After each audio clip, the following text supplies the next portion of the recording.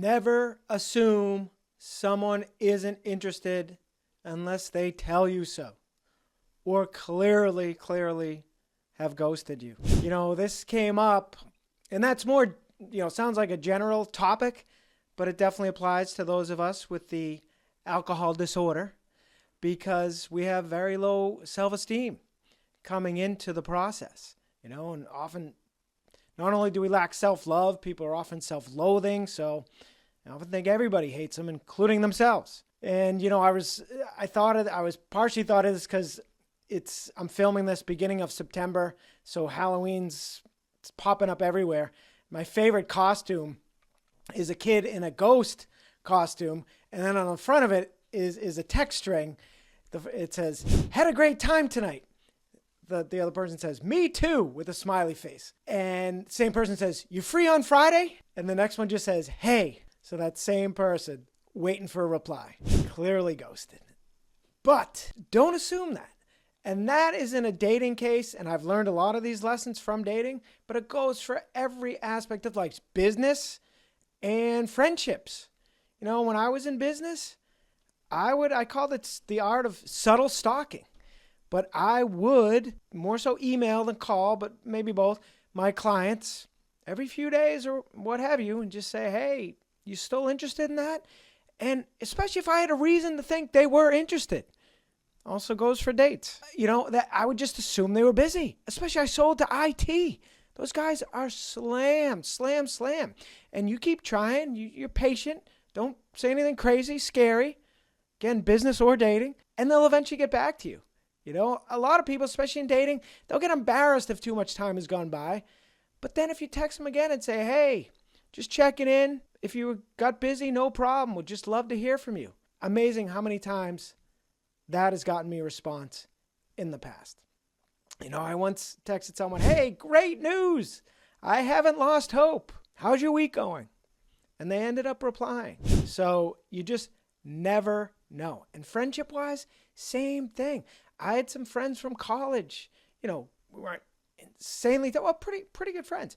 And one guy, I think he yelled at me on Facebook for telling a TMI story, so that I thought I hated him. So I may have texted him years later, a few times, sent him a text, never heard back, thought he hated me, right?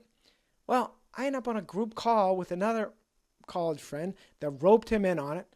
By the way, the guy I'm talking about, codename Beansy. But another guy, my old roommate, roped us into a call. He was on there, totally cool. And then years later, more recently, I reached out to him, and we ended up I still thought maybe he didn't like me that much, or maybe there was something up, or he was just too busy, or almost too good for me, if you will. Nothing against him. Well, we ended up having a 2-hour conversation. I almost couldn't get him off the phone, but no, it's fantastic. And then I said, "Oh, you want to do my podcast?" Which I'm always a little apprehensive asking, even though most people are honored to be asked. He was like, "Oh, absolutely, just when I have time." Another college friend unfriended me on Facebook. I was like, all right, we weren't that type. We're in the same exact circle. And I was like, why would he unfriend me? I must have said something offensive. Anytime someone unfriended me, I assumed I said something offensive in my drinking days. Well, in the last year, refriended him. He never accepted my friendship. I'm like, oh, man. But then I'm talking to, again, my old roommate who said, "Oh, this guy's been sober 10 years. I was like, no way.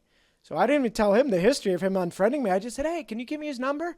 So he gave me his number. I texted him. The guy replied, maybe not exactly right away. I'm like, I guess if he doesn't reply in 24 hours, he hates me.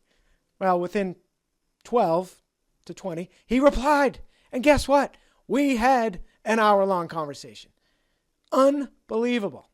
So never assume.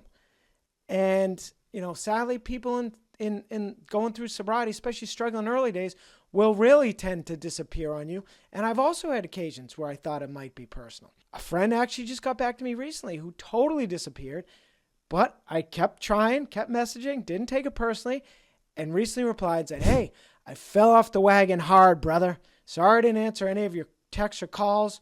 Was really ashamed." It's a very long story. Sadly, that's such a common thing. Shame when we slip in sobriety, which we should never feel shame, and we should always feel pride when we declare trying again our day one, no matter how many it takes. But This is a chronic brain disease. I have videos on that. Should never feel shame. It would be like someone with Alzheimer's feeling shame for forgetting your name.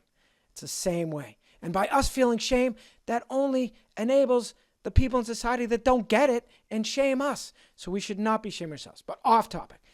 Never assume someone's not interested unless they tell you. But I'll end it there. Remember, stronger, sober. Please like, share, subscribe. Thanks.